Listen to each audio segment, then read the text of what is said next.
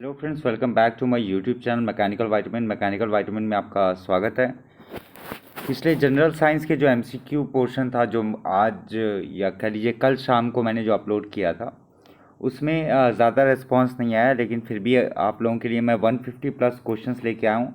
और ये सारे जो क्वेश्चंस रहेंगे, these are going to be very very very important. So make sure करिए कि आप एंड तक बने रहिए, क्योंकि ये लेक्चर थोड़ा सा लंबा होगा। और मेक श्योर करिए to keep my motivation up to like this particular video, share it with your friends, or in case if you are new to this particular channel, please make sure to subscribe it. ठीक है, so without wasting any further time, let's move ahead. Nathology is the study of which among of the following? Nathology is associated with teeth, jaws, masticatory system and tongue. The correct answer will be masticatory system. ये जो होता है, ये overall jaw की, केवल इतना jaw की नहीं, अपर जॉ की मेनली किसकी बात करें? अपर जॉ की बात करेगा। अपर जॉ से रिलेटेड जो चीज़ होती है उसको हम लोग क्या कहते हैं? उसकी स्टडी को हम लोग क्या कहते हैं? नैथोलॉजी कहते हैं। Next, corpus callosum makes an important part of which among of the following organs in human body? Corpus callosum कह लीजिए, कुछ कोलोसम लोग भी बोलते हैं। So the correct answer will B brain. ये जो कॉर्पस कोलोसम होता है, ये क्या होता है? आपके जो ब्रेन के जो दो हिस्से होते हैं, उसमें से जो बीच में से एक नर्व जारी होती है जो दोनों को कनेक्ट करती है, आपके दोनों के दोनों सेरिब्रल हेमीस्फीयर को कनेक्ट करती है। इसको हम लोग कहते हैं कॉर्पस कोलोसम। इसका शेप जो होता है, shape is a C shaped nerve fibre bundle होती है। नर्व फाइबर बंडल, बंडल मतलब काफ़ी सारी नसें इन दोनों हेमिस्फीयर्स के बीच में से पास होती हैं। इस पूरे बंडल को हम लोग क्या कहते हैं? कॉर्पस कोलोसम कहते हैं। Next, which antigen is present in O blood group? O blood group के अंदर में कौन सा एंटीजन प्रेजेंट होता है? ठीक है, सो ईदर ए और B, both A and B, neither A और B. So the correct answer will be neither A nor B. O blood group के अंदर में कोई सा भी एंटीजन मौजूद नहीं होता है। इसके पास एंटी ए होता है ओ ब्लड ग्रुप में, as well as anti B भी होता है। एंटी ए आपका होता है मेनली एंटीबॉडीज़ जो प्लाज्मा के अंदर मौजूद होती है। ठीक है, इसकी वजह से क्या होता है? एंटी ए और एंटी बी दोनों की वजह से क्या होता है कि ब्लड ग्रुप जो आपके पास ओ होता है, वहाँ पर कोई भी एंटीजन नहीं पाया जाता।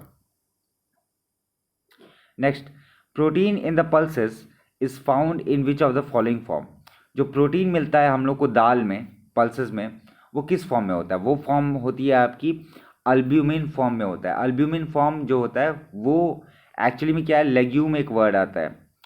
This legume word is nothing but pulses के अंदर की जो प्रोटीन रहती है, ये मेनली अल्ब्यूमिन फॉर्म में मिलेगी।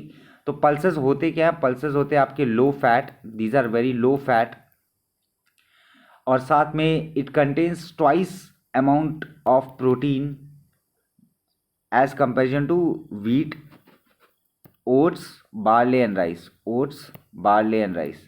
इसीलिए बचपन में मम्मियाँ कहती थी कि दाल पी लो, दाल पीने से सेहत अच्छी होती है। क्यों? क्योंकि दाल में 2 गुना ज़्यादा प्रोटीन होता है एज़ कंपेरिजन टू आपका व्हीट से, या आपके ओट्स से, या बेरली, या आपका बार्ले से, या फिर आपका राइस से। Next, theory of natural selection was propose by? Natural selection was propose by, obvious सी बात है, डार्विन। डार्विन ने 2 थ्योरी दी थी। एक दिया था कि ह्यूमन एग्जिस्टेंस के ऊपर दिया था, ठीक है, सर्वाइवल ऑफ द फिटेस्ट, और साथ में इसी के अंदर में एक पोर्शन आता है, वो आता है थ्योरी ऑफ नेचुरल सिलेक्शन। ठीक है, so it was given by Darwin. Which among the following is correct about biocoenosis? Biocoenosis word जो होता है, बायोसिनोसिस वर्ड पहली बार कार्ल मोबियस ने दिया था। किसने दिया था? कार्ल मोबियस ने सबसे पहले वाला वर्ड दिया था। ये बताता है, बायोसिनोसिस ये बताता है कि ऑर्गेनिज्म के बीच का जो इंटरेक्शन है और वो किस तरीके से एक ही हैबिटेट में रह रहे हैं, इसको हम लोग क्या कहते हैं? बायोसिनोसिस कहते हैं। So the correct answer will be community of organism occupying in a particular area. The correct answer will be B. Next, Pratham the first animal born in 1990 by IVF, that is in vitro fertilization at National Dairy Research Institute Karnal, was a buffalo। कब हुआ था ये? 1990 में हुआ था। आपको ये सब चीज़ें याद रखनी ज़्यादा ज़रूरी है। ठीक है, next, who was awarded Nobel prize in medicine for discovery of human immunodeficiency virus. Human immunodeficiency virus की खोज के लिए किसको नोबेल प्राइज मिला था? So it was Francoise Barre Sinoussi, this is your option A, who was awarded in this particular field. Francoise, आप केवल François word नाम मतलब वर्ड याद रखिए ताकि आप एसोसिएट कर पाए। Next, coniferous can tolerate extreme, coniferous इसमें लिखा है, it will be coniferous, it will be ferrous, coniferous होता है। Coniferous can tolerate extreme environment because of presence of vessel, thick cuticle, superficial stomata, broad hardy leaves. Coniferous मतलब वैसे पेड़ जिनके पत्तियों में कांटे लगे होते हैं, लाइक कैक्टस। सो ये एक्सट्रीम वेदर में भी जिंदा रह सकते हैं, सर्वाइव कर सकते हैं। उसकी रीज़न क्या है? उसका रीज़न ये है कि ये होते हैं आपके, इनमें जो स्टोमेटा रहता है वो सुपरफिशियल क्या, वो बहुत ज़्यादा अंदर की ओर रहता है, संकन स्टोमेटा रहता है। इसके जो पत्ते रहते हैं वो नीडल लाइक पत्ते होते हैं, और साथ में क्या, इट हैज़ यू कैन से thick cuticle. The correct answer will be thick cuticle. आगे अगर कभी टाइम रहेगा तो मैं बताऊंगा क्यूटिकल का मतलब क्या होता है, क्या नहीं होता है। ठीक है, ये अभी मैं कैक्टस के रूप में आपको बता दिया, but coniferous are generally the tree, alpine trees and all, जहाँ के पत्ते बहुत ज़्यादा शार्प होते हैं, जो कि एक्सट्रीम वेदर में भी जिंदा रह सकते हैं। मैं ये वाला डायग्राम क्यों बनाया? ये वाला डायग्राम इसलिए बनाया क्योंकि कॉर्न को आप थॉर्न से कनेक्ट कर सकते हैं, इसकी वजह से वाला डायग्राम मैंने बताया। Next, the redwood tree is Cedrus, Pinus, Dalbergia और Sequoia. The correct answer will be Sequoia. ठीक है, and Sequoia is nothing but a coniferous tree. ठीक है, कॉर्निफेरस ट्री जो अभी पिछले उसमें देखा, कॉर्निफेरस ट्री, इसका मतलब क्या है कि ये बहुत ज़्यादा टॉलेस्ट ट्री होते हैं और काफ़ी ज़्यादा समय तक रह सकते हैं। कॉर्निफेरस मतलब क्या हो गया? जो माउंटेनियस एरिया पे रहते हैं। अब शायद आप एसोसिएट कर पाएंगे, जो माउंटेनियस एरिया में रहते हैं, जिनकी लीव्स जो रहती है वो लीव्स बहुत सारे शार्प रहती है, नीडल शेप की रहती है। Next, which are the protons stored in mitochondria, sorry where are the proton stored in mitochondria. Mitochondria में प्रोटॉन कहाँ स्टोर होते हैं? वो होते हैं इंटर मेम्ब्रेन स्पेस में। ठीक है, तो माइटोकॉन्ड्रिया में हाइड्रोजन आयन रहते हैं जो कि प्रोटॉन के रूप में रहते हैं। ये कंसंट्रेटेड कहाँ रहता है? इंटर मेम्ब्रेन स्पेस में। ठीक है, next, the grass is example of which route. Grass जो होता है वो किस रूट का एग्जाम्पल होता है? It is of moniliform roots. Moniliform क्या होते हैं? ये स्वॉलन रहते हैं, थोड़े फूले हुए होते हैं और साथ में कंप्रेस्ड रहते हैं। It is swollen as well as compressed. ठीक है, next, dicondylic skull with 10 pairs of cranial nerves is found in. So ये जो डाइकॉन्डेलिक नर्व जो होती है ये जनरली पाई जाती है एम्फीबियंस में पाई जाती है। किस में पाई जाती है? एम्फीबियंस में पाई जाती है। और ये होता क्या है कि ये होता है एक स्मॉल वर्टिब्रे रहता है, उस वर्टिब्रे को जहाँ पर पानी की ज़रूरत पड़ती है, वाटर की ज़रूरत पड़ती है, साथ में मॉइस्ट एनवायरनमेंट की ज़रूरत पड़ती है, तो ऐसी स्पीसीज़ के अंदर में ये डाइकॉन्डेलिक स्कल यूज़ में आता है वहाँ के ऑर्गेनिजम्स के लिए। सो ये जो स्कल होता है ये कहाँ पाया जाता है? ये फ्रॉक्स में पाया जाएगा, टोड्स में पाया जाएगा, सैलमेंडर में पाया जाएगा, और भी कुछ और जो आपके यू कैन से एनिमल, वाइल्ड लाइफ एनिमल, उनमें भी डाइकॉन्डेलिक स्कल पाया जाता है। Next, the scientific name of peacock is. ये तो आप लोगों को याद रखना ज़रूरी है, क्यों? क्योंकि जो राष्ट्रीय पक्षी है वो मोर है, जहाँ तक मुझे पता है। ठीक है, मजाक कर रहा हूँ, ठीक है, सीरियस मत होइएगा। Next, so the correct answer will be Pavo cristatus. Okay, और इसी के साथ आपको एक और चीज़ याद रखनी, वो है Columbia livia is scientific name of your dove, rock dove. Dove का, पिजन का आपका जो साइंटिफिक नेम होता है वो क्या होता है? Columbia livia. Which of the following are example of connective tissue. Connective tissue का कौन सा एग्जाम्पल है? कनेक्टिव टिश्यू का ब्लड, बोन, टेंडन, ये तीनों के तीनों क्या कनेक्टिव टिश्यू है? So it will be all of the above. Connective tissue मतलब एक टिश्यू जो दूसरे टिश्यू के साथ कनेक्ट करने का काम करती है। ऑब्वियस सी बात है, ब्लड सर्कुलेशन के लिए रिस्पॉन्सिबल होता है, बोन भी कनेक्शन के लिए काम होता है, tendon in order to support those particular joints and all. So इसके लिए ये सारे के सारे क्या होते हैं, आपके आपस में कनेक्टेड रहते हैं। So it will be a connective tissue, all of these are connective tissue. Which muscle helps move your shoulder, कौन सी मसल आपके शोल्डर के मूवमेंट के लिए रिस्पॉन्सिबल होती है, दैट इज डेल्टॉइड मसल। अगर कोई जिम उम जाता होगा तो उसको डेल्टॉइड मसल के बारे में पता होगा। नहीं तो अगर कभी आपने स्पोर्ट्समैन का सुना होगा शोल्डर इंजरी वगैरह, तो वहाँ पर भी अगर आपने न्यूज़पेपर को डिटेल में पढ़ा होगा, वहाँ पर भी डेल्टॉइड मसल का जिक्र होता है। ठीक है।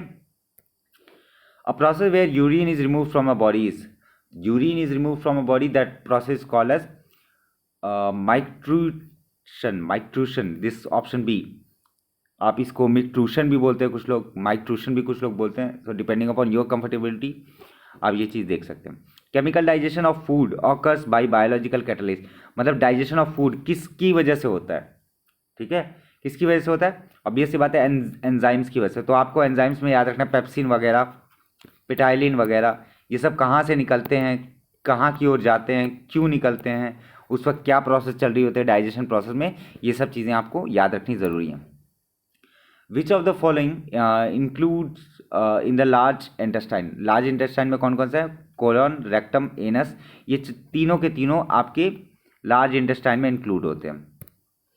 Which of the following is not pure endocrine gland, पूरी तरीके से एंडोक्राइन ग्लैंड क्यों नहीं है, इनमें से कौन सा नहीं है। The correct answer will be pancreas, pancreas is not an endocrine gland because pancreas secretes both type of hormones as well as enzyme, वो हार्मोन भी सिक्रीट करता है एज वेल एज एंजाइम भी सिक्रीट करता है। सो ये अगर मतलब ये एंडोक्राइन की तरह भी एक्ट करता है और एक्सोक्राइन की तरह भी एक्ट करता है। सो मतलब क्या हो गया, आपको याद क्या रखना है, याद क्या रखना कि जैसे कि क्वेश्चन उल्टा भी पूछ सकता है, जैसे which of the following organs are is नहीं, which of the following organs produce hormone and enzyme, so the correct answer will be pancreas. Next, which of the following function of the bile juice separated secreted by the liver, function क्या होता है bile juice का जो secrete करता है, liver. The correct answer will B, ये food को क्या करता है, अल्कलाइन बना देता है। अगर क्या होता है कि बाइल एक फ्लूइड होता है जो कि लीवर द्वारा प्रोड्यूस किया गया होता है, और ये कहाँ स्टोर होता है, ये स्टोर किया जाता है आपकी गैल ब्लैडर में। कहाँ स्टोर किया जाता है, गैल ब्लैडर में। उसके बाद गैल ब्लैडर की वजह से क्या होता है, वहाँ पर स्टोर किया जाता है जहाँ पर जो फैट रहता है। सो फैट को बाद में फैटी एसिड में कन्वर्ट करने के लिए वो जो भी फूड आप खाते हैं उसको अल्कलाइन में कन्वर्ट करता है। So it is a part of your digestive system itself. So liver cirrhosis करके एक बीमारी भी होती है, जो लोग अल्कोहल ज़्यादा पीते हैं उनका दिक्कत कहाँ पर आ जाती है, उनके लीवर जब डैमेज होने लगता है तो ये गैल ब्लैडर है वो ढंग से काम करना बंद कर जाता है। और अगर गैल ब्लैडर ढंग से काम करना बंद कर जाता है तो काफ़ी ज़्यादा प्रॉब्लम्स होती है। क्यों, क्योंकि बाइल पिगमेंटेशन वगैरह बहुत ज़्यादा बढ़ जाता है। बाइल जो होता है वही आपका बाद में चल करके कई बार क्या होता है, स्वलन लीवर के केसेस के लिए जॉन्डिस भी इंडिकेट करता है। Next, which of the following vectors is responsible for transmitting parasitic call filariasis, filariasis कौन सा इसमें से पैरासाइट कॉज करता है, it is your Culex mosquito. ठीक है, Culex mosquito. A renewable biodegradable fuel that is manufactured from vegetable oil and animal fat, मतलब वो कौन से बायोडिग्रेडेबल फ्यूल है जो कि वेजिटेबल ऑयल और एनिमल फैट से बनता है, that is called as a biodiesel, that is called as a biodiesel. Next, the technique of dash crosses the limits of conventional hybridization process, तो limits of conventional hybridization process को कौन सा मतलब कौन सी technique cross कर देती है, that is your genetic engineering. Genetic engineering जहाँ पर जैसे नॉर्मल हाइब्रिडाइजेशन प्रोसेस में क्या होगा, ए को बी के साथ मिक्स किया जाएगा, ठीक है, सो हम लोग के पास ए बी बनेगा जीन्स में। लेकिन अब जेनेटिक इंजीनियरिंग ने क्या किया, जेनेटिक इंजीनियरिंग ने कहा कि ए के कुछ पोर्शन को, कुछ बेस्ट पोर्शन को इंक्लूड किया जाए और बी के कुछ बेस्ट पोर्शन को इंक्लूड किया जाए, साथ में किसी सी को भी एक अच्छी तरीके से इंक्लूड किया जाए। तो वो जो रहता है वो इसकी जो लिमिटेशन थी पुराने वाले प्रोसेस की उसको ओवरकम कर जाता है, कौन सा, genetic engineering field. A method for the delivery of nucleic acid to cell by high speed particle bombardment is called, मतलब न्यूक्लियाइक एसिड डिलीवर करना है किसको, न्यूक्लियाइक एसिड को कहाँ पर, सेल पर डिलीवर करना है, किसकी मदद से, हाई स्पीड में पार्टिकल बम्बार्डमेंट से। So this process called as biolistics, मैंने 2 बार लिख दिया है, sorry for this, it is called as biolistics. Okay, next, rings of dash are present in the throat to ensure the air passage does not collapse. So जो rings रहती है, that rings is present in your cartilage. तो cartilage ring जो होते हैं वो trachea को prevent करता है ताकि वो कोलैप्स ना हो, एयर अगर ना रहे तो कोलैप्स पूरी तरीके से ना हो। सो ये मूव करने के लिए, फ्लेक्स करने के लिए, जब भी हम लोग सांस लेते हैं, सांस छोड़ते हैं, उसमें उस मूवमेंट के लिए भी आज़ादी देता है, ठीक है। और ये जनरली होता है आपका 16 to 20, नंबर कितने होते हैं, 16 to 20 इंडिविजुअल कार्टिलेजेस होते हैं जो आपका एक पर्टिकुलर ह्यूमन में पाए जाते हैं। Now which of the following is the ideal food for newborn baby? Newborn baby के लिए सबसे ज़्यादा आइडियल फूड कौन सा होगा? ऑब्वियस सी बात है, मिल्क होगा। उसके लिए ज़्यादा एक्सप्लेनेशन करने की मुझे ज़रूरत नहीं है। ये काफ़ी ज़्यादा जो मदर्स मिल्क होता है, it is very very beneficial for the new children, like it helps them nourishes their body as well as allergy, sickness, और इन सब से भी बचाने का काम करता है। The pigment that gives human skin, hair and eyes their colour is called, कौन सा पिगमेंट रहता है? That is called as your melanin. Melanin is that particular pigment जो आपके ह्यूमन स्किन, हेयर के कलर, आँख के कलर को डिसाइड करता है। That pigmentation is called as melanin. Next is water flows of the wings of birds and insect due to the presence of. सो जब भी कोई इंसेक्ट्स वगैरह देखे होंगे, अगर उस पर पानी की एक बूंद पड़ती है तो वो स्लिप ऑफ होकर के बाहर निकल जाती है। वो क्यों होती है? क्योंकि उनके जो पंख रहते हैं उस पर एक कोटिंग रहती है, that is a kind of vaccine coating. So a kind of vaccine coating is provided on that particular surface. ये गॉड की देन है, गॉड गिफ्टेड है। सो इसकी वजह से क्या होता है कि ये काफ़ी ज़्यादा शील्ड कर लेते हैं अपने आप को, और साथ में इनके पंख पूरी तरीके से भीगते भी नहीं है, ठीक है। Night blindness is caused by the deficiency of, ये तो आप सब लोगों को पता होगा, दैट इज विटामिन ए, बचपन से पढ़ते आ रहे हैं। A dark brown earth like substance containing balanced macro and micro nutrients, macro and micro nutrients, इनमें से कौन सा होगा? तो दैट इज बायो कंपोस्ट। इसमें मैक्रो न्यूट्रिएंट्स भी मिलेंगे और माइक्रो न्यूट्रिएंट्स भी मिलेंगे। The sexual reproductive organ of Aspergillus are, now this Aspergillus वो क्या होता है? वो आपका आप अगर ढंग से पढ़ेंगे कभी ऑर्गेनिजम्स वगैरह के बारे में, सो ये आता है आपका कोनिडिया सेक्टर में आता है, कोनिडिया सेक्टर में आता है ये जो आपका एस्परगिलस आता है, ठीक है। इसमें मेल ऑर्गन को कहा जाता है एंथेरिडियम और पोलिनोडियम, ये भी दोनों नाम है इसके। और फीमेल के जो ऑर्गन्स रहते हैं उनको कहा जाता है आर्चिकार्प और एस्कोजोनियम, ठीक है, आर्थिकार्प एंड एस्कोजोनियम। सो आपको कैसे याद रखना है? एंथ्रीडियम एंड एस्कोजोनियम, ठीक है। The correct answer will be D. ये थोड़ा डिफिकल्टी लेवल इसका बहुत ज़्यादा है, मुझे पता है, but these are very very important question. Next, the part of brain which controls emotional reaction of our body, emotional reaction को कौन कंट्रोल करता है? That is your hypothalamus. The correct answer will be hypothalamus. So brain की जो limbic activity रहती है, जो human के इमोशन को कंट्रोल करती है, जो अब अगर आपको भूख लग रही है, प्यास लग रही है, अगर दर्द से आप करा रहे हो या दर्द आपको महसूस हो रहा है, आपको अच्छा लग रहा है, आपको बुरा लग रहा है, आपको गुस्सा आ रहा है, ये सारे के सारे जो बिहेवियर रहते हैं, ब्लड प्रेशर वगैरह, ये सब कुछ हाइपोथैलेमस कंट्रोल करता है। Next, commonly knows as white plague, white plague की तरफ किसका नाम जाना जाता है? That is called as tuberculosis. Tuberculosis को हम लोग क्या कहते हैं? वाइट प्लेग भी कहते हैं। Now the BCG vaccine in this particular C stand for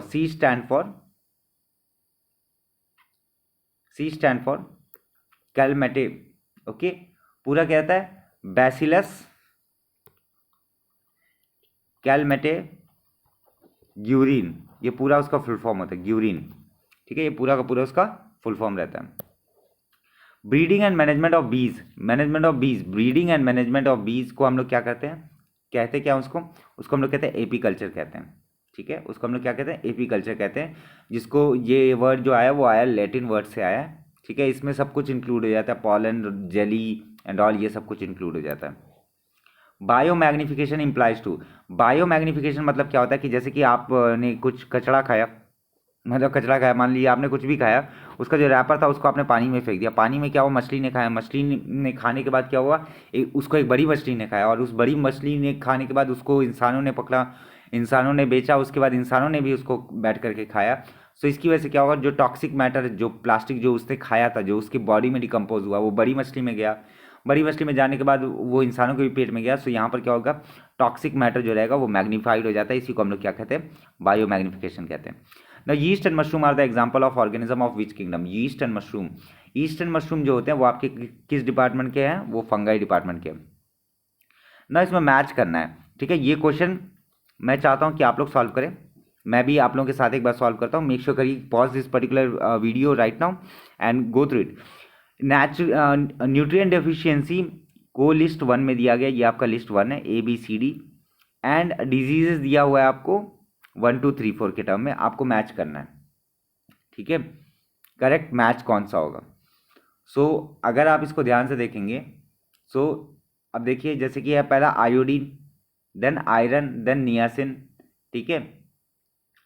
सो अगर जब भी हम लोग बात करेंगे एनीमिया की, रेड ब्लड सेल की और आयरन की डेफिशिएंसी की, तो वहाँ पर क्या आ जाएगा, माइक्रोक्रेटिक एनीमिया आता है।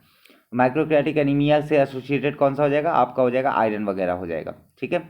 तो इसका तो बी हो जाएगा, 1 का क्या हो जाएगा, बी हो जाएगा, ठीक है।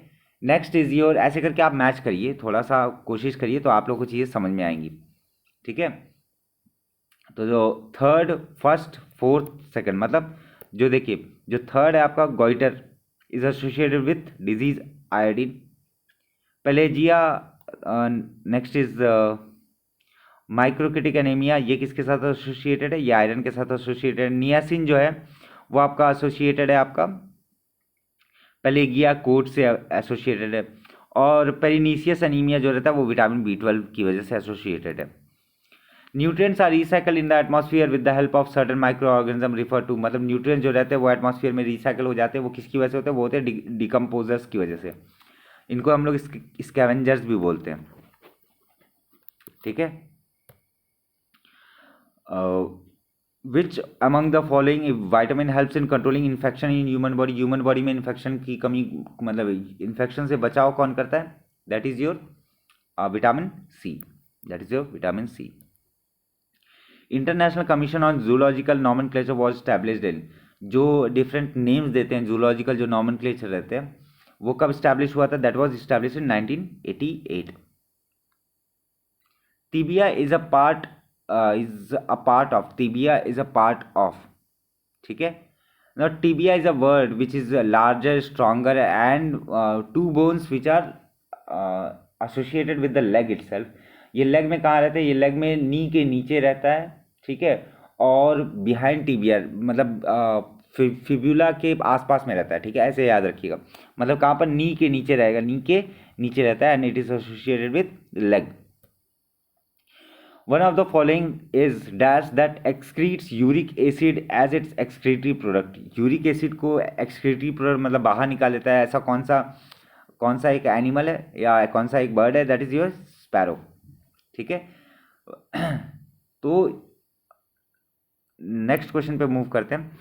What is the formula for fructose, fructose का फॉर्मूला क्या है, फ्रक्टोज का फॉर्मूला होता है C6H12O6, C6H12O6। The poison of honey bee is, जो पॉइजन होता है दैट इज ऑब्वियस सी बात है एसिडिक इन नेचर होता है, क्यों, क्योंकि अगर आप लोगों को कभी मधुमक्खी काटी होगी तो आप लोगों को पता होगा कितना ज़्यादा जलन होता है, that feeling of burning sensation is only caused by acid itself, okay. Which vitamin is made at a higher rate in our body, higher rate in our body, हमारी बॉडी में सबसे ज़्यादा तेजी के साथ विटामिन कौन सा बनता है, that is your vitamin D, sorry.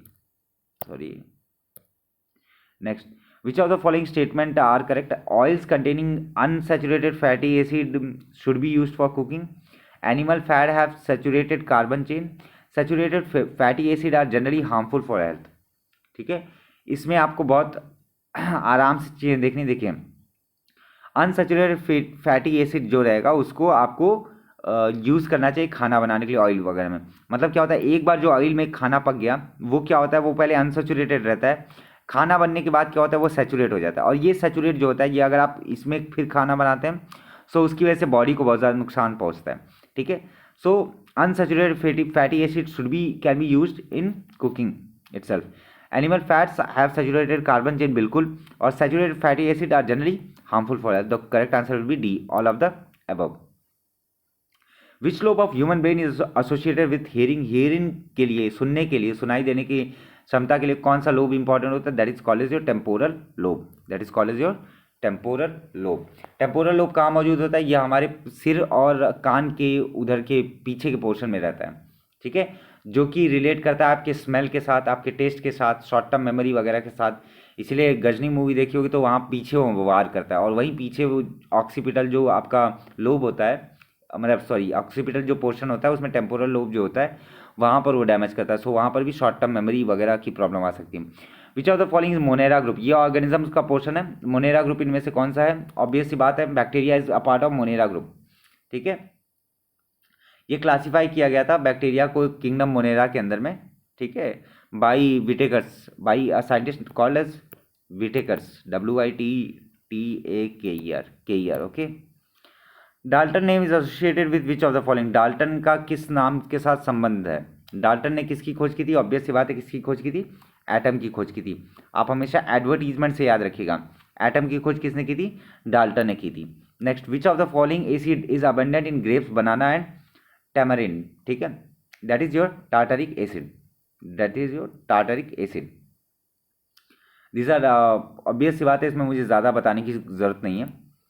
Which of the following happens in an oxidation reaction? Oxidation reaction में क्या होगा? Electron gain, electron lost. क्या होता है? That is electron is lost. ठीक है. रिडक्शन में क्या होता है? रिडक्शन में क्या होता है? Electron is gained. कैसे याद रख सकते हैं? देखिए, इलेक्ट्रॉन को हमेशा हमेशा हम लोग निगेटिव चार्ज से डिनोट करते हैं. अब अगर निगेटिव चार्ज को मैं किसी में डालूंगा, ठीक है, इलेक्ट्रॉन को अगर मैं किसी में डालूंगा तो उसका भी चार्ज क्या हो जाएगा? निगेटिव हो जाएगा. लेकिन किसी में से मैं अगर निगेटिव चार्ज को निकाल देता हूँ तो उसका चार्ज क्या हो जाएगा? उसका चार्ज पॉजिटिव हो जाएगा. यही रहता है. ठीक है. सो अगर मैं इलेक्ट्रॉन को डालता हूँ तो क्या होगा? वो निगेटिव हो जाएगा, and that process will be called as your reduction. That process will be called as your reduction. And if that particular element loses one particular electron lose करेगा तो उसका चार्ज क्या हो जाएगा? पॉजिटिव हो जाएगा. So that is called as your oxidation. Next, okay. So next, which among the following chemical is used in photography? Photography के अंदर में कौन सा यूज होता है? That is your silver bromide is used. Carnotite is a mineral of which of the following metals? इनमें से किसका मिनरल रहता है? That is your uranium. Uranium के मिनरल का क्या नाम रहता है? कैर्नोटाइट रहता है. ठीक है. इसमें पोटेशियम रहता है, वेनेडियम रहता है, वाटर के कुछ एलिमेंट रहते हैं, साथ में कैल्शियम, बेरियम, मैग्नीशियम, आयरन, ये सब इंक्लूडेड रहता है. ये जनरली किस कलर का होता है? ये येलो कलर का होता है. ये येलो कलर का होता है. कौन सा? Carnotite. Okay. Calcium magnesium silicate is commonly called as? Calcium magnesium silicate is commonly called as, option क्या है? Asbestos, borax, baking soda and washing. So calcium magnesium silicate की बात हो रही है. So it will be associated with commonly called as asbestos. इसका full form क्या, मतलब इसका केमिकल कंपोजिशन क्या होता है? Calcium, magnesium, MgO4 magnesium and silicate, SI. ये उसका होता है केमिकल नेम. ओके, ये फॉर्मूला होता है, मतलब केमिकल नेम कह लीजिए, केमिकल फॉर्मूला कह लीजिए. This is asbestos. Next, alkali और अल्कलाइन मैटर का कंपैरिजन किस बेसिस पे किया जा सकता है? When no alkali metal is found free in nature, some alkaline earth metals are found free in nature. कुछ अल्कलाइन मेटल को अर्थ एटमॉस्फेयर में फ्रीली मिल सकते हैं और अल्कली मेटल नहीं पाए जाते हैं. Next, alkali metal are highly reactive, alkaline earth metal are moderately reactive. तो अगर इसको ध्यान से पढ़ा होगा अगर आपने केमिस्ट्री वगैरह, तो आप लोग को पता होगा कि अल्कली मेटल जो होता है वो नेचर में फ्री नहीं पाया जाता, बल्कि अल्कलाइन पाया जाता है. सॉरी, मतलब अल्कली मेटल पाया जाता है बल्कि अल्कलाइन मेटल नहीं पाया जाता है. ठीक है, अल्कलाइन मैटर अर्थ में नहीं पाया जाता, ज़्यादा फ्रीली नहीं अवेलेबल रहता है. सो दूसरा जो है that is highly reactive alkaline earth materials are moderately reactive. मतलब अल्कली मेटल ज़्यादा रिएक्टिव होते हैं और अल्कलाइन कम रिएक्टिव होते हैं. ये हम लोग ने 11th क्लास में पढ़ा था. 11th क्लास की बुक जो रहती है CBSE की केमिस्ट्री, और किसी ने भी थोड़ा सा भी ध्यान दिया होगा तो उसको पता होगा कि किस बारे में बात हो रही है. सो पहला ऑप्शन क्या? पहला ऑप्शन पूरी तरीके से गलत है. So the correct answer will be only 2. Cooking gas consist of कौन सा रहता है? Butane and isobutane. Nerve agent are class of ये नर्व एजेंट कहाँ पे यूज हुए थे? ये नर्व एजेंट जनरली कुछ कुछ बॉम्ब्स वगैरह में भी यूज हुए थे वर्ल्ड वॉर के वक्त में। So nerve agents are a class of, मतलब इसके थोड़े केमिकल कंपाउंड्स वगैरह यूज हुए थे। Are a class of phosphorus containing organic chemical, phosphorus containing organic chemicals. Which of the property of matter by which a body tends to regain its original configuration after the removal of deforming force? मतलब क्या हुआ, मैंने इसको पकड़ा, किसी बार को मैंने पकड़ा, इधर खींचा और इधर खींचा, फोर्स को मैंने लगाया दोनों साइड में, दोनों साइड को के फोर्स को जैसे ही मैं रिमूव करूँगा ये वापस से अपने शेप में आ जाएगा। This is called as your elasticity. Elasticity आप लोग पढ़े होंगे। इलास्टिसिटी क्या होता है? इलास्टिसिटी मतलब कोई भी बॉडी को अगर आप स्ट्रेच कर रहे हैं तो अगर आप वहाँ से फोर्स को रिमूव करते हैं तो वापस वो अपनी शेप ले लेता है, just like a rubber band. That is called as elasticity. Which among the following significant use of hydrogen globally? Hydrogen का ग्लोबली यूज कहाँ पर होता है? That is your fuels for vehicle, production of fertilizer और production of petroleum fuel. The correct answer भी fertilizer और petroleum fuel में सबसे ज़्यादा होता है। फ्यूल फॉर व्हीकल में अभी हाइड्रोजन सेल वगैरह का उतना ज़्यादा यूज नहीं में आया है। सो द करेक्ट आंसर भी fertiliser and petroleum fuels. The next question is,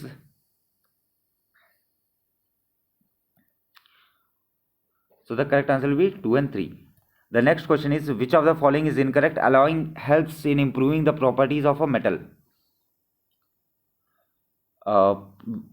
An alloy is a heterogeneous mixture of two or more metal.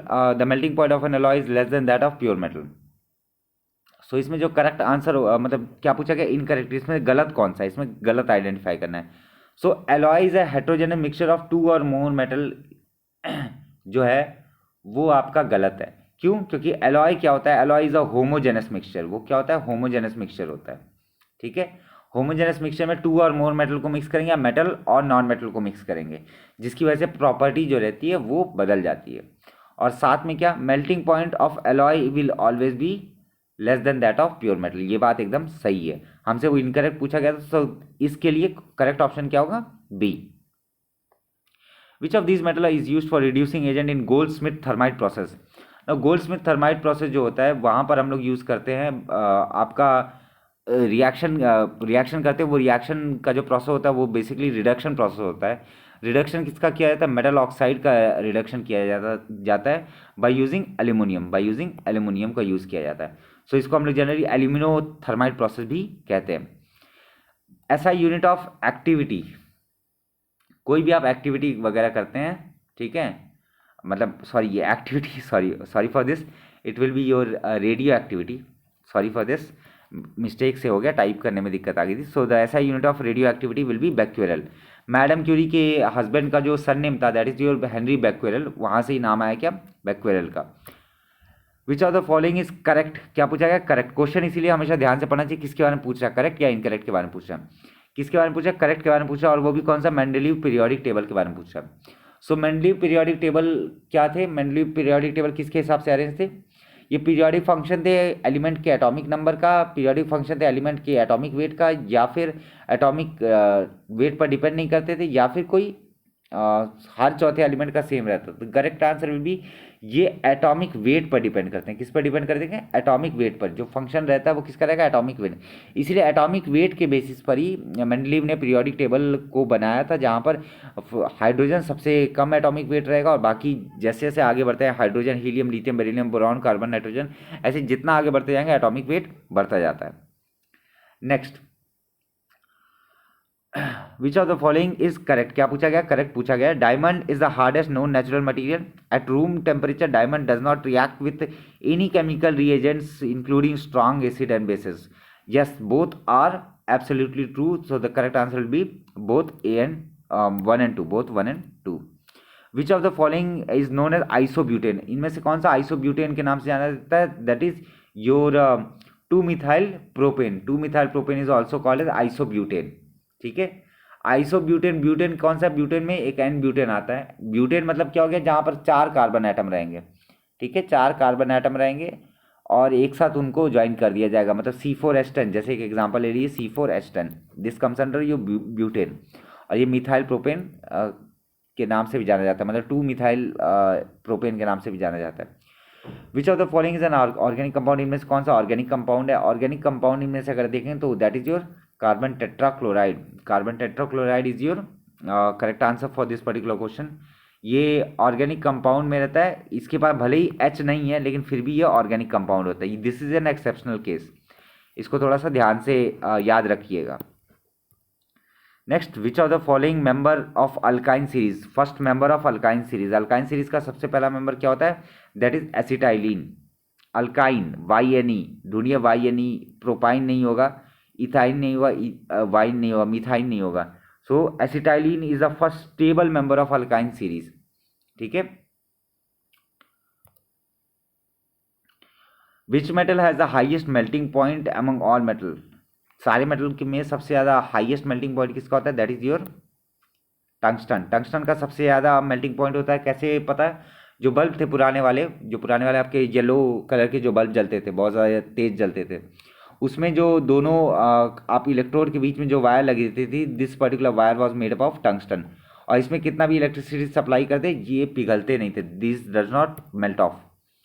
Which of the following is not N example of allotrope. Allotrope का कौन सा example नहीं है? Obvious सी बात है, allotrope मतलब क्या होता है? सेम तरीके का बिहेवियर शो करने वाला, सेम तरीके का बिहेवियर शो करने वाला। Steel, graphite, diamond, charcoal, obvious सी बात है डायमंड, चारकोल, ग्रेफाइट ये सब किसके हैं? कार्बन के एलोट्रोप है। But still does not comes under its allotrope, steel does not comes under its allotrope. Okay, next, which of the following compound was synthesized by Frederick Holler proving that organic material can be produced from starting inorganic material, मतलब inorganic से start करेंगे और हमको organic मिल जाएगा। that was your urea, that was your urea। तो ये scientist का नाम ये याद रखना और पता होना चाहिए कि इन्होंने किस फील्ड में काम किया था। यूरिया की फील्ड में काम किया था। फील्ड में मतलब ये नहीं कि यूरिया की खाद वगैरह छिड़की थी, फील्ड में मतलब उसको ईजाद करने के लिए, उसको स्टडी करने के लिए। Which of the following salts has no water of crystallization, कोई भी क्रिस्टलाइजेशन वाटर नहीं होता। That is your sodium bicarbonate और you can call it as baking soda. Baking soda कह लीजिए या सोडियम बाइकार्बोनेट, सोडियम बाइकार्बोनेट। इसका जो केमिकल फॉर्मूला होता है NaHCO3 होता है। याद रखिएगा, ये तीनों चीज़ें बहुत ज़्यादा इंपॉर्टेंट है।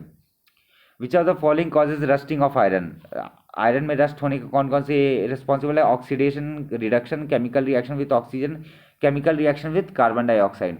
So the correct answer will be oxidation as well as chemical reaction with oxygen. Oxygen से रिलेटेड जो चीज़ें होती है वही क्या कॉज करती है? रस्ट कॉज करती है। तभी रस्ट के ऊपर एक मतलब आयरन के ऊपर एक लेयर डिपॉजिट हो जाती है जिसको क्या कहते हैं? आयरन ऑक्साइड कहते हैं। ऑक्साइड मतलब बात क्या होगा? केवल और केवल ऑक्सीडेशन की बात होगी। How many neutrons are present in 92U238 atom? ठीक है, नाउ इसमें जो 92 ऐसे लिखा रहता है, वैसे मैं यहाँ पर ऐसे लिखा हूँ क्योंकि बहुत दिक्कत हो रही थी लिखने में मैथ्स को। सो ये जो नीचे रहेगा ये कौन सा रहेगा? ये एटॉमिक मास रहेगा। ठीक है, ऊपर वाला क्या रहेगा? यही नंबर ऑफ प्रोटॉन रहेगा। नंबर ऑफ प्रोटॉन भी यही है, नंबर ऑफ इलेक्ट्रॉन भी यही है।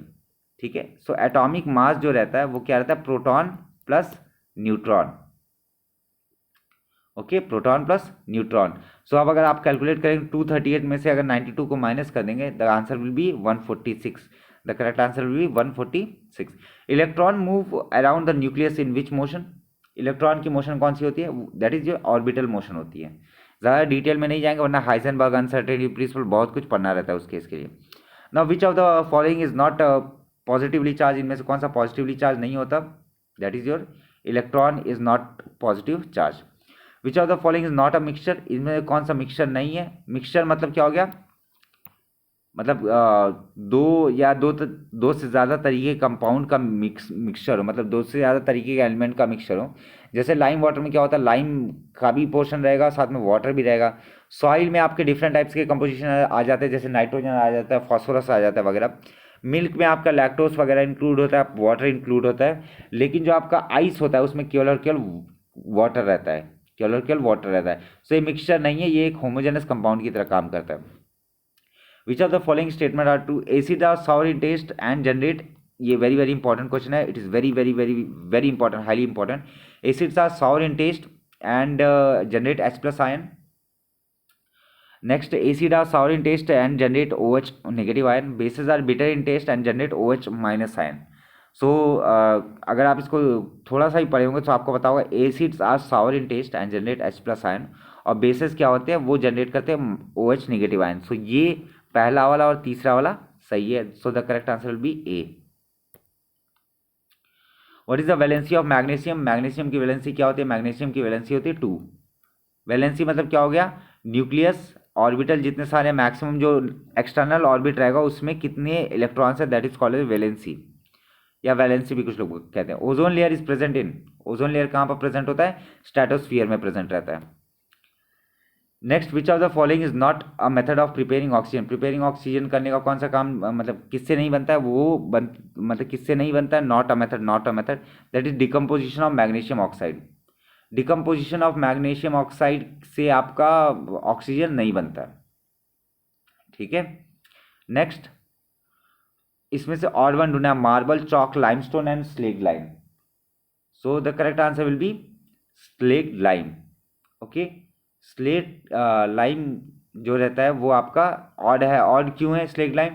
क्योंकि स्लेग लाइम वो एक इनऑर्गेनिक कंपाउंड होता है जो कि कैल्शियम ऑक्साइड से मिल करके बना होता है, और स्लेट किया जाता है उसको वाटर के साथ में, ठीक है। ये शेल्स वगैरह में पाया जाता है, इसीलिए इसका नाम क्या रहता है? स्लेग लाइम रहता है। बाकी marble, chalk, limestone, these are all naturally found, you can say natural form of chalk, you can say.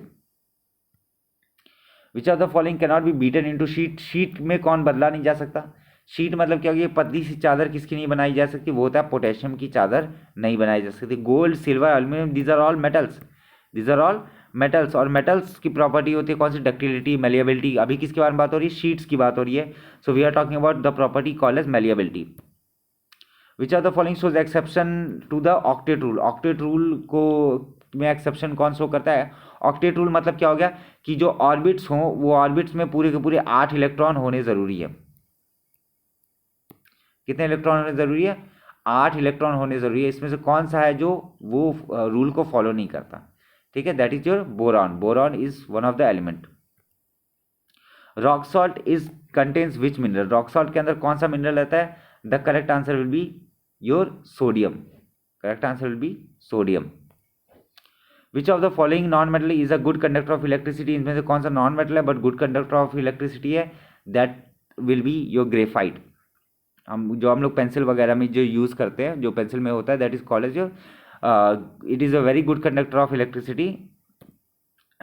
Which of the following is not a noble gas? इनमें से कौन सा नोबल गैस नहीं है? सो आप लोग को पता होगा बहुत आसानी से, ये बहुत आसान क्वेश्चन है, that is hydrogen is the one of the gases which are not noble in nature. Noble कौन कौन से होते हैं? नोबल होता है आपका हीलियम होता है, नियॉन होता है, आर्गॉन होता है, क्रिप्टॉन होता है, जीनॉन होता है, रेडॉन होता है, और ओग्नेसॉन होता है। मतलब ऐसे मैंने याद रखा था, मैंने तो ऐसे याद रखा, helium, neon, argon, krypton, xenon and then radon and then oganesson, ऐसे करके मैंने खुद याद किया था।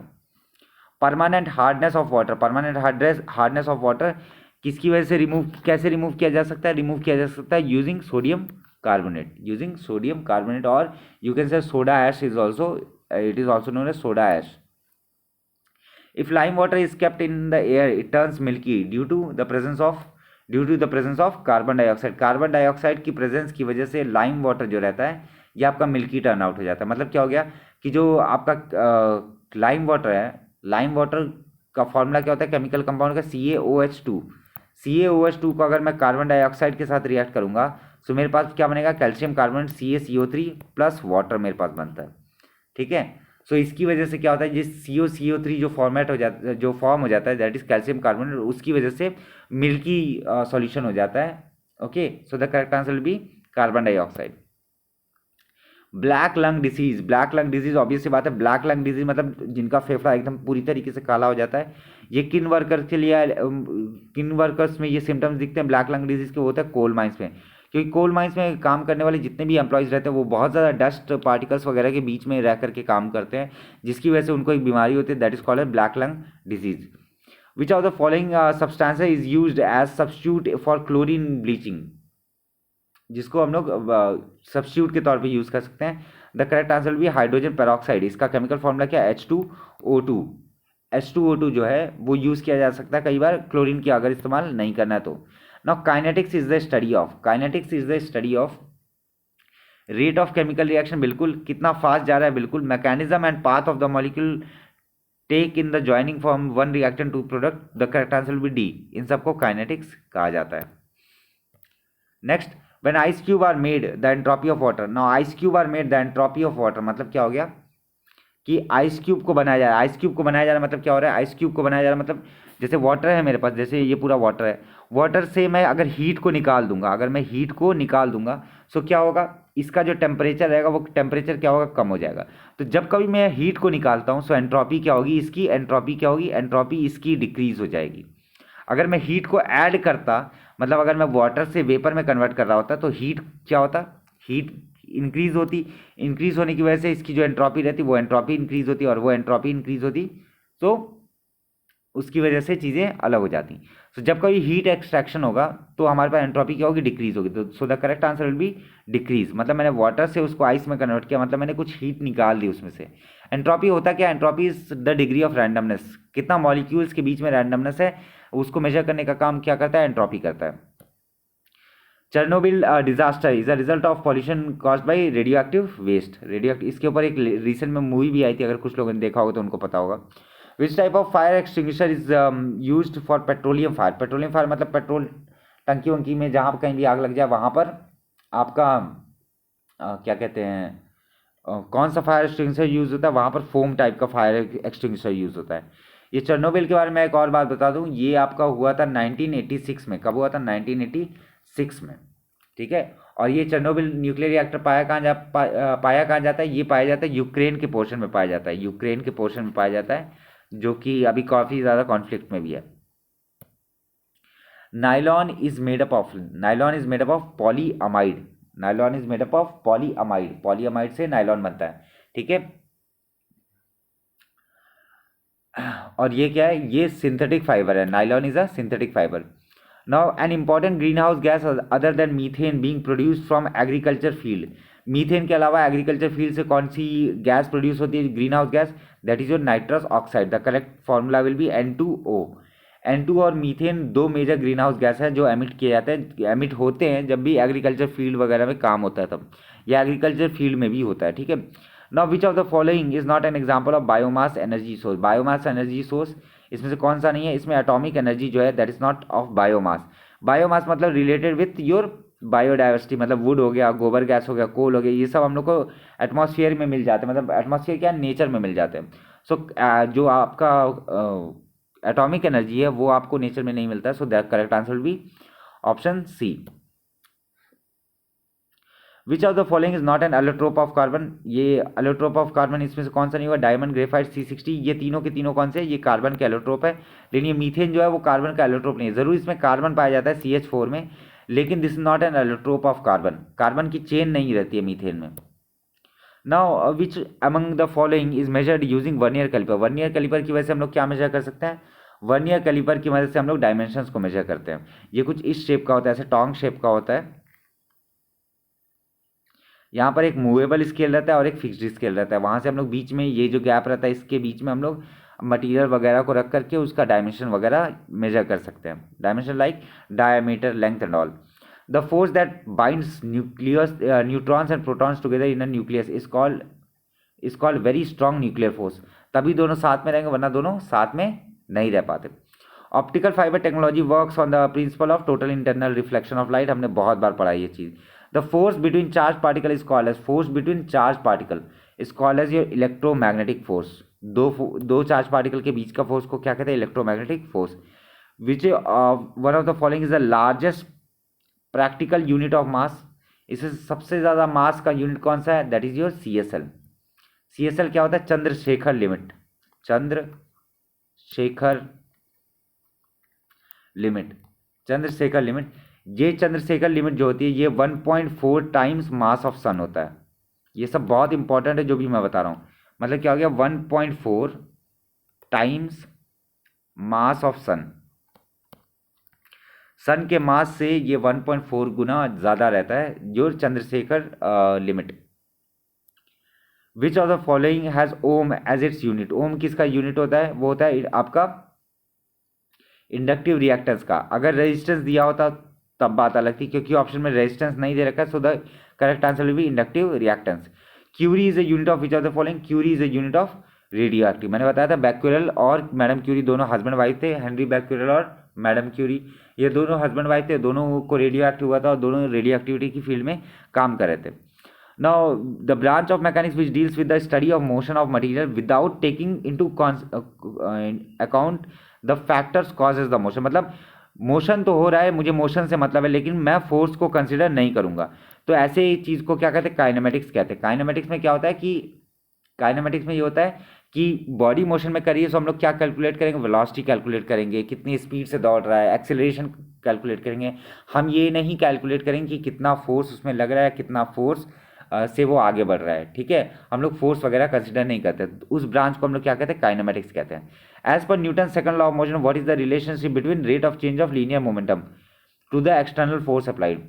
Rate of change of linear momentum अगर किसी को याद होगा तो ये याद होगा कि Newton second law of motion क्या कहता है कि rate of change of linear momentum is inversely proportional to the external force applied on the body, so it will be inversely proportional, it will be inversely proportional. Which of these are example of conservation of linear momentum? Conservation of linear momentum मतलब क्या होगा? Explosion of bomb, recoiling of gun, fights of rocket नहीं होगा, flight होगा, sorry for the spelling mistake, flight of rocket and jet planes. ये सब का सब क्या है? ये सब के सब एग्जाम्पल हैं आपके कंजर्वेशन ऑफ लीनियर मोमेंटम के, ठीक है। इसमें man jumping out of boat on the shore या a person on a frictionless surface, ये सारे के सारे कंजर्वेशन ऑफ लीनियर मोमेंटम के केस हैं। Acceleration due to gravity, acceleration due to gravity मतलब क्या होता है? जी, जी की जो यूनिट होती है वो क्या होती है? मीटर पर सेकेंड स्क्वायर, ये यूनिट रहती है एक्सेलरेशन की, ठीक है। So the correct answer will be option A. Next, which of the following statement is correct about the acceleration due to gravity? Now, the value of g will be greater in the light body, the value of g will be greater in heavy bodies, और both bodies will have same, obvious सी बात है, g जो है वो हर एक body पर same तरीके का लगेगा, भले उसका मास कैसा भी हो।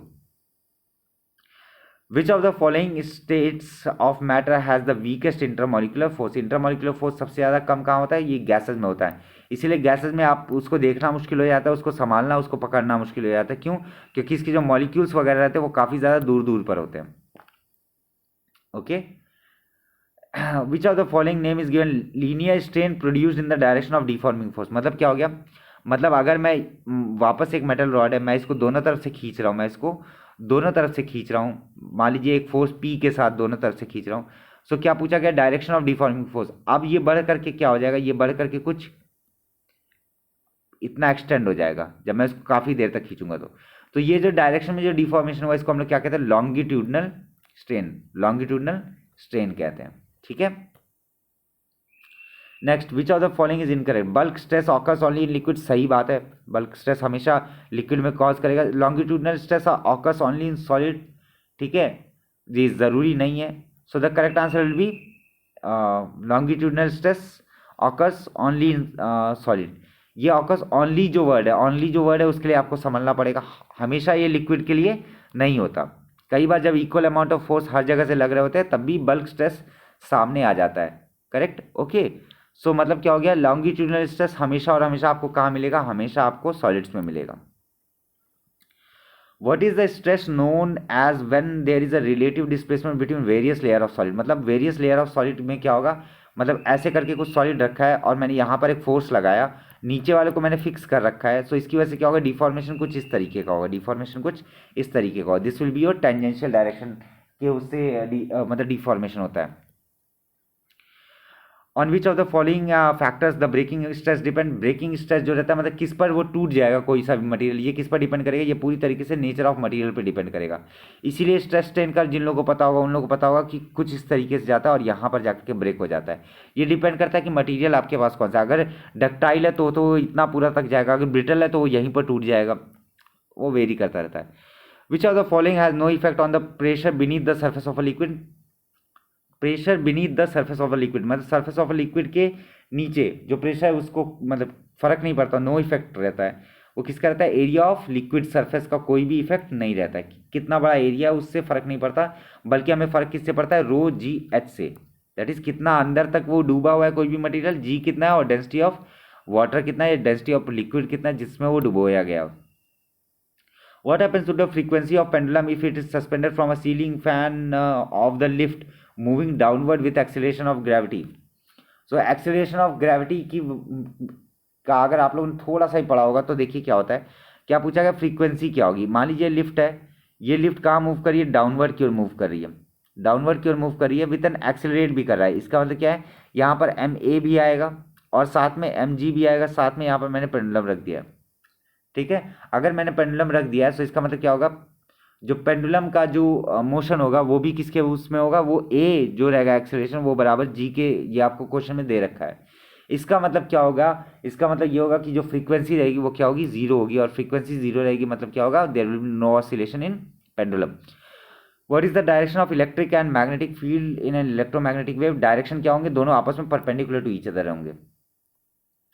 Next, which of the following parts of ear responds to sound wave microphone diaphragm, that is your eardrum। eardrum cause करते हैं कि कंप्रेशन मीडियम जब रीच करता है eardrum के पास एक प्रेशर जनरेट करता है मेम्ब्रेन के बाहर में, और ये प्रेशर धीरे धीरे बढ़ता जाता है जिसकी वजह से फोर्स पड़ता है और उस फोर्स की वजह से हम लोग को सुनाई देता है।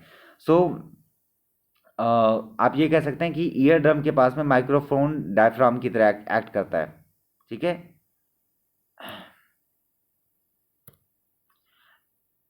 now which of the following is correct about compression in sound wave, compression in sound wave। so compression are the region of high pressure and high density। compression कब होगा साउंड वेव में, जब कभी भी हाई प्रेशर और high density होगा तब आपका यूज होगा क्या, तब आपका उस प्रोसेस को क्या कहते हैं, उसको उस प्रोसेस को हम लोग क्या कहते हैं, कंप्रेशन कहते हैं। Next, which of the following principle is use to define first law of thermodynamics. First law of thermodynamics की क्या कहता है, फर्स्ट लॉ ऑफ थर्मोडायनेमिक्स कहता है net energy work interaction will be equal to net exchange of heat but for only a close cycle. ये किसके बारे में बात करता है, कंजर्वेशन ऑफ एनर्जी के बारे में बात करता है। Next, what do we call the long sightedness caused by loss of elasticity of the lens. मतलब लॉन्ग साइटेडनेस मतलब क्या हो गया कि हमको दूर का नहीं दिखेगा। ठीक है, लॉन्ग साइटेडनेस का मतलब यही होता है। So that is your presbyopia. ये कब होता है, ये तब होता है बूढ़े लोगों में मेनली होता है। Which of the following represent linear magnification. Linear magnification मतलब क्या हो जाता है, लीनियर मैग्निफिकेशन मतलब हो जाता है कि एक रेशियो इमेज की और ऑब्जेक्ट की, मतलब H of image upon H of object, इसको हम लोग कहते हैं मैग्निफिकेशन। कितना मैग्नीफाइंग लेंस जो होता है उसमें हम लोग को दिख रहा होता है कुछ और होता कुछ और है। सो इमेज की हाइट कुछ और रहती है, इमेज की हाइट कुछ और रहती है, और ऑब्जेक्ट की हाइट कुछ और रहती है। इसी को हम लोग क्या कहते हैं, मैग्निफिकेशन कहते हैं। Now which are the following cases a concave mirror will form virtual and erect image. Virtual और इरेक्ट इमेज कब फॉर्म होगा, वर्चुअल और इरेक्ट इमेज तब फॉर्म होगा जब ऑब्जेक्ट पोल और फोकस के बीच में रहेगा, जब ऑब्जेक्ट पोल और फोकस के बीच में रहेगा। वेरी वेरी इंपॉर्टेंट क्वेश्चन, आपको ये पता होना चाहिए कब कहाँ पर पोजीशन रहेगी ऑब्जेक्ट की जिसकी वजह से इमेज उस तरीके की फॉर्म हो सके। Virtual, erect, inverted image, imaginary image, ये सब चीज़ें आपको थोड़ी बहुत याद रखनी ज़्यादा ज़रूरी है। Which of the following is an example of insulator. Insulator का इनमें से कौन सा example, the correct answer will be your diamond. Diamond is act as insulator. Now what do we call the cell that requires outside electrical source to drive a non-spontaneous redox reaction? That cell is called as electrolytic cell. So electrolytic cell, it is a kind of battery that requires outside electrical source to drive non-spontaneous redox reaction. Which of these not a product of fuel cell? इनमें से कौन सा fuel cell का product नहीं रहता है? So it will be क्योंकि fuel cell है, तो फ्यूल सेल का जो प्रोडक्ट रहता है वो क्या होता है, वाटर, इलेक्ट्रिसिटी और हीट, यही रहता है। ठीक है, तो इसमें से नॉट अ प्रोडक्ट बोला गया, ये भी इसका मतलब प्रोडक्ट रहता है, इलेक्ट्रिसिटी भी प्रोडक्ट रहता है और हीट भी प्रोडक्ट रहता है। The correct answer for this particular question will be D. Not a natural magnet की बात हो रही है। नॉट अ नेचुरल मैग्नेट मतलब जो नेचुरली मैग्नेटिक प्रॉपर्टी नहीं लेता है, मतलब उसके अंदर मैग्नेटाइट नहीं रहता है। सो इसका मतलब क्या हो जाता है कि the correct answer will B titanium. Titanium के पास कोई भी मैग्नेटिक प्रॉपर्टी नहीं रहती है। Now which type of semiconductor do we get when pure silicon is doped with group 3 element? Now group 3 के साथ जब भी ऐड करेंगे, ये बात याद रखिए, ग्रुप 3 के साथ जब भी ऐड करेंगे सो हमको क्या मिलेगा, पी टाइप सेमीकंडक्टर मिलेगा। लेकिन जब हम ग्रुप 5 के साथ ऐड करेंगे, ग्रुप 5 के साथ, सो हमको एन टाइप सेमीकंडक्टर मिलेगा। ठीक है, सो पी टाइप जो रहते हैं वो मतलब या थ्री टाइप ग्रुप के जो एलिमेंट रहते हैं वो कौन कौन से रहते हैं, वो रहते हैं सिलिकॉन और 3 इलेक्ट्रॉन जिनके आउटर मोस्ट शेल में रहते हैं, जैसे सिलिकॉन हो गया, बोरॉन हो गया। मतलब सिलिकॉन में या तो आप ऐड करेंगे, पर बोरॉन, एल्युमिनियम, गैलियम, इंडियम, ये सब जो होते हैं ये सब आपके ग्रुप 3 एलिमेंट के रहते हैं। Next, which of the following is correct about conductor. अब देखिए यहाँ पर किसी की बात हो रही है, वैलेंस बैंड और कंडक्शन बैंड की बात हो रही है। सो वैलेंस बैंड और कंडक्शन बैंड कुछ नहीं रहता, वैलेंस बैंड नीचे की ओर रहता है, कंडक्शन बैंड ऊपर की ओर रहता है। अगर दोनों के बीच में बहुत ज़्यादा गैप है, सो इलेक्ट्रॉन को वैलेंस बैंड से कंडक्शन बैंड में जंप करने के लिए काफ़ी ज़्यादा एनर्जी, मतलब काफ़ी ज़्यादा कम एनर्जी की रिक्वायरमेंट हो। क्यों? क्योंकि डिस्टेंस दोनों के बीच का बहुत कम है। अगर डिस्टेंस मैं यही बढ़ा देता हूँ, बहुत ज़्यादा बढ़ा देता हूँ, तो इलेक्ट्रॉन को एक बहुत ज़्यादा एनर्जी की ज़रूरत होगी कि वो यहाँ से निकल करके कंडक्शन बैंड में जा सके। इसका मतलब ये हो गया कि किसके बारे में बात करें, कंडक्टर्स के बारे में बात करें। कंडक्टर्स में क्या होना चाहिए, दोनों के बीच का जो डिस्टेंस रहेगा, कंडक्शन बैंड और आपका वैलेंस बैंड के बीच का जो डिस्टेंस रहेगा, it should be overlapping, partially overlap with each other और very very close to each other. So the correct answer will be overlap, partially overlap with each other.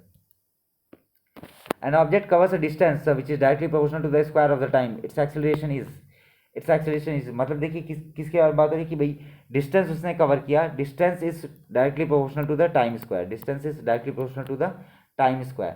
सो इससे कुछ फर्क नहीं पड़ता कि एक्सेलरेशन पे क्या फर्क पड़ेगा। There will be no change in acceleration and acceleration will be constant. Acceleration will be constant. Acceleration क्या होता है, एक्सेलरेशन होता है change in velocity with respect to time, change in velocity with respect to time. So हर एक particular time interval पर अगर वो चेंज करता जा रहा है velocity, so that is your acceleration. But इस केस में ऐसा कुछ हो नहीं रहा है। It means that it will be your acceleration due to gravity will be constant. What would be the angle of projection for horizontal range projectile is 4 times its maximum height? Very very important question.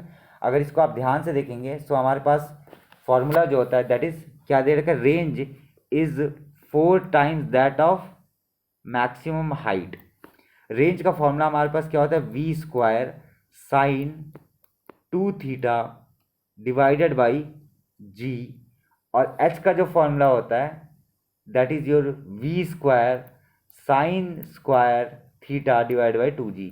ये formula दोनों आपको याद रखना ज़रूरी है। इसको अगर आप सॉल्व करेंगे, मैं चाहता हूँ सॉल्व करिए, और प्लीज़ अभी तक अगर आप मेरे साथ बने हुए इस क्वेश्चन को सॉल्व करके प्लीज़ मेक श्योर करिए, कमेंट करिए इस पर्टिकुलर डिस्क्रिप्शन बॉक्स में। Okay, next, which of the following is not a vector quantity. इनमें से कौन सा वेक्टर क्वांटिटी नहीं है। वेक्टर मतलब क्या होता है, वेक्टर मतलब वो जिसके पास एक डायरेक्शन भी हो, साथ में क्या हो, एक मैग्नीट्यूड भी हो, दोनों चीजें अवेलेबल हो, तो उसको हम लोग क्या कहेंगे, वेक्टर क्वांटिटी कहेंगे। Speed is not a vector quantity, speed is a scalar quantity, speed is a scalar quantity.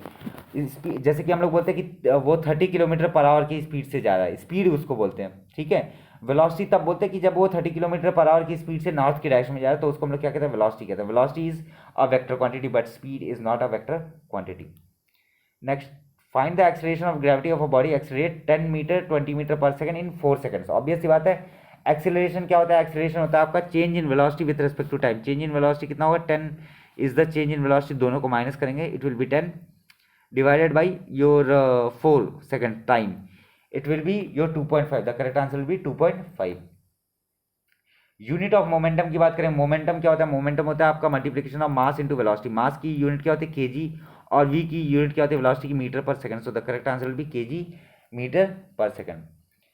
Material for rain proof coat and tents owe their water proof property to. Water proof property किसकी वजह से रहती है, वो रहती है surface tension की वजह से वाटर प्रूफ प्रॉपर्टी रहती है।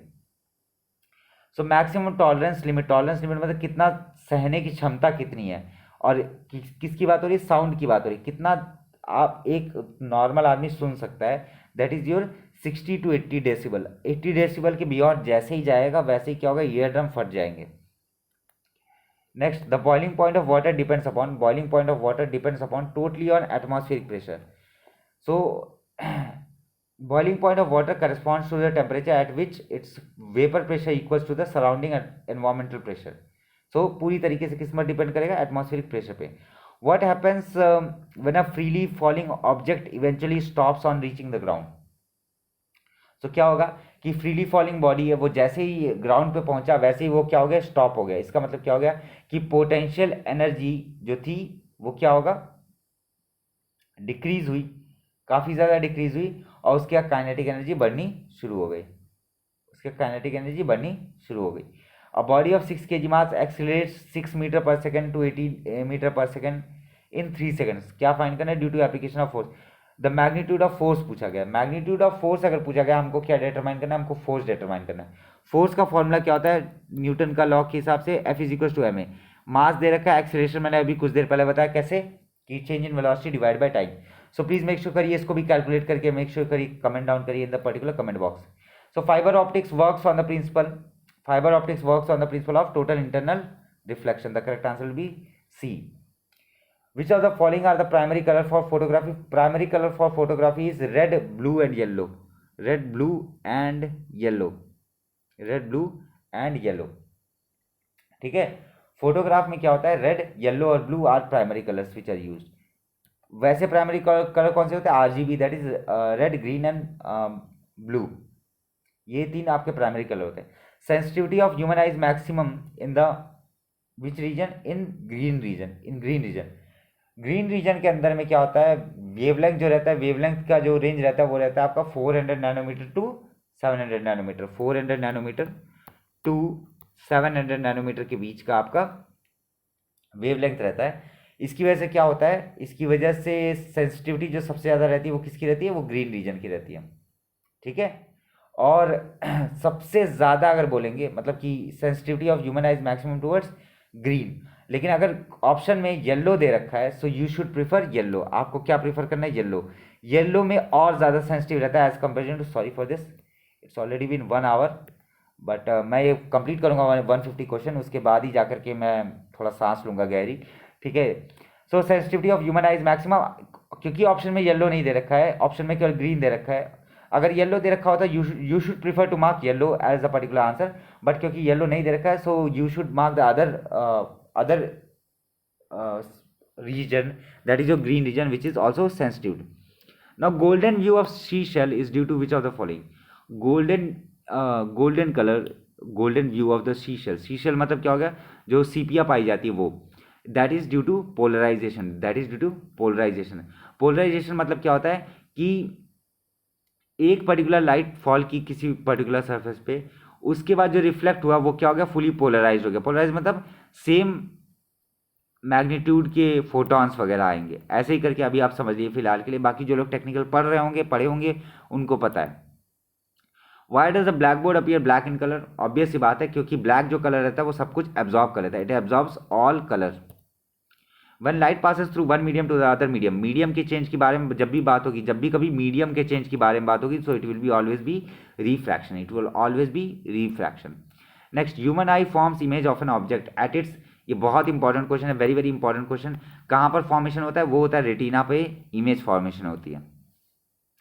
At low temperature lead behaves as, at low temperature lead behaves as super conductor, जिसके बारे में अभी रिसर्च चल रही है। Now this super conductor are used in various application like MRI, resonance, साथ में आपका टेलीकम्युनिकेशन डिवाइसेस, साथ में आपका मेट्रो या मैगलेव ट्रेन जो आजकल बन रही है, मैगलेव ट्रेन, इन सब में आपका सुपर कंडक्टर का यूज़ बहुत ज़्यादा होता है। नेक्स्ट कुछ एक्स्ट्रा क्वेश्चन भी मैं लेकर के आया हूँ, that is cassiterite is an ore of which of the following? Cassiterite is an ore which used which is mainly of tin, ठीक है, tin oxide, that is SnO2. Cassiterite is also known as SnO2. Next, reserpine is an example of which kind of drug? It is a type of tranquilizer. Now water at 4 degree centigrade it has maximum density. इसी की वजह से क्या होता है कि जो surface रहती है, आप पोलर रीजन में देखे होंगे, वहाँ पर क्या होता है, वहाँ पर ऊपर वाला जो रीजन रहता है वहाँ पर पूरा का पूरा ये हार्ड सरफेस हो जाता है। सरफेस कैसा हो जाता है? हार्ड हो जाता है। लेकिन नीचे फिर भी आपकी मछलियाँ आपको मिलती रहेंगी। क्यों? क्योंकि क्या होता है कि 4 डिग्री सेल्सियस में इसकी डेंसिटी बहुत ज़्यादा बढ़ जाती है और नीचे का जो टेम्परेचर रहता है वो थोड़ा गर्म रहता है एज कम्पेयर टू ऊपर वाले टेम्परेचर के। Okay, next, which of the following is the fools gold? इनमें से कौन सा फूल्स गोल्ड रहता है? फूल्स गोल्ड आपका जो रहेगा that is your iron sulphide, that is your iron sulphide. ठीक है, क्योंकि इसमें ऑप्शन नहीं दे रखा है। वैसे तो देखा जाए फूल्स गोल्ड दो कंपोजिशन को कहा जाता है, एक कहा जाता है आपका कॉपर सल्फेट को और कहा जाता है ब्रास को। ठीक है, पर खैर अभी आयरन सल्फाइड को ही दिमाग में रखिए। When a piece of quicklime is dipped in water it gives bubble, quicklime को मैंने पानी में डाला, क्या मिला हमको? बबल मिला। This bubbling is due to what? Due to your water vapour, due to water vapour की वजह से वो बबलिंग फॉर्मेशन होती है। नेक्स्ट, यहाँ पर 41 गलती से लिख दिया मैं, sorry for this. Which among the following acid is used in ascertain whether pure ghee has been adulterated with vanaspati और मार्जरीन। मतलब प्योर घी को कैसे आइडेंटिफाई करेंगे कि ये प्योर घी है? सो उसके लिए जो यूज़ होता है वो होता है आपका hydrochloric acid. Hydrochloric acid has been used to check whether की कोई एडल्ट्रेशन, कोई मिलावट है या नहीं है। Next, Mizoroki Heck reaction is catalysed by which of the following metal. Mizoroki Heck जो है that is your due to palladium, due to palladium. इसके बारे में इंफॉर्मेशन बाद में शेयर करेंगे जो कुछ भी रहेगा। याद रखिएगा मिजोरोकी हैक, ठीक है। कैटलाइज मतलब रिएक्शन को फास्ट किया गया, किसकी वजह से फास्ट किया गया? वो फास्ट करने का काम कौन किया? वो किया पैलेडियम ने किया। Next, which among the following is use for prepping X ray tubes. X ray tubes के लिए प्रिपेयरिंग के लिए मतलब स्टार्ट करने के लिए कौन सा यूज होता है? इसमें से कौन सा एलिमेंट यूज होता है? That is your beryllium, that is your beryllium. Which among the following first increases then decreases the time the period of a periodic table. जो पहले क्या होता है? पहले इंक्रीज करेगा बाद में डिक्रीज करेगा, वो होता है आपका वैलेंसी। वो क्या होता है? वैलेंसी, ठीक है। So this is the end of the marathon session. More than 150 question I have dealt it. I hope you have like it. मेरे इतने एफर्ट्स के लिए ही कुछ ना सही, प्लीज़ मेक श्योर करिए like it, please share it with your friends. थोड़ी तबीयत मेरी सही नहीं थी, बट फिर भी if I have promise something I will deliver it to you. If you have any sort of if you have any query, if you want to suggest me anything, if you want to give your feedback to me, please make sure to comment it down, and please make sure to react on my community post whatever I post it on YouTube itself. Okay, thank you so much for watching. Have a very good day, have a very good preparation. What else do you need in upcoming lecture? Please let me know. आगे आने वाले lecture में आप जो कुछ भी चाहते हैं प्लीज़ कमेंट करके मुझे इस बारे में बताइए। Thank you so much for watching. जय हिंद, जय Bharat, have a very good day.